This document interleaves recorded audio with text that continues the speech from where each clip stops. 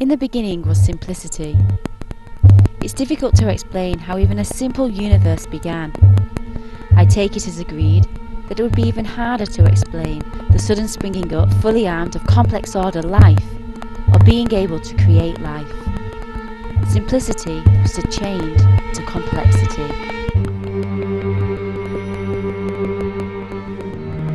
We do not know what chemical raw materials were abundant on Earth before the coming of this life, but plausible possibilities are water, carbon dioxide, methane and ammonia. These simple compounds mixed together and supplied with a source of energy, artificial stimulation. With time, something interesting was formed. A colourful soup containing a large number of molecules, more complex than the ones originally put in. It was special, unique, the beginning of a creator. There was a special molecule called the replicator. This supplied the direction, the energy, the design and order. It was responsible for the key components of the creator, the DNA. Suddenly, a new kind of stability came into the world. It was a world of creativity, passion, expression of many kinds. Within this world there was competition, struggle for survival, survival of the fittest. The genotype, how the product was made, and the phenotype, how the product looked, was vital. The product possessing the best combination of characteristics would be more competitive in the struggle for existence. They would be more fit to cope with the selection pressures imposed by the art world. This is natural selection and promotes survival of the fittest. This is how Philippe established his product. Over time, the successful features of the art world became more common and pooled together, used by artists to reproduce similar products. However, over time, Philippe's products became isolated by means of physical barriers. The art world had now been divided into two groups, Philippe versus all other artists.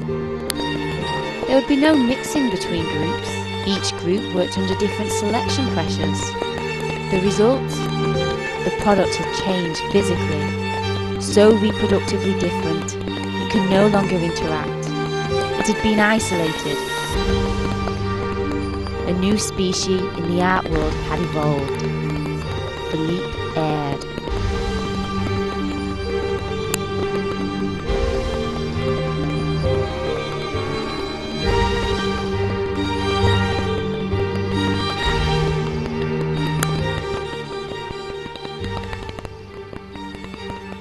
This actual technique has taken me around 15 years to develop, of almost being stubborn really, being stubborn and determined, and like a gut response to things that I just wanted something that was almost, I love stained glass in churches and the vitality of the colour coming through. I wanted to get as close to that as possible. I remember seeing some flowers in my mum's garden, the colours, the vitality, the freshness of the colours. Now I could get close to that. So the actual journey of getting there has been one of experimenting a lot, trying things out and then destroying them and then moving on. But by being stubborn and determined, then you're bound, well, hopefully you get there in the end, which I have done.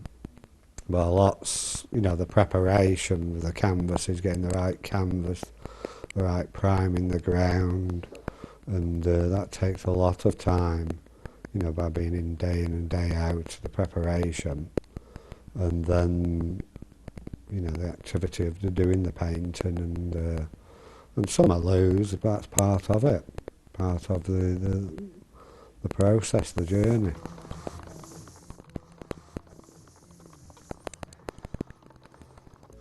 Get rid of any figurative elements. I prefer them when they naturally turn up. People can just see things in it.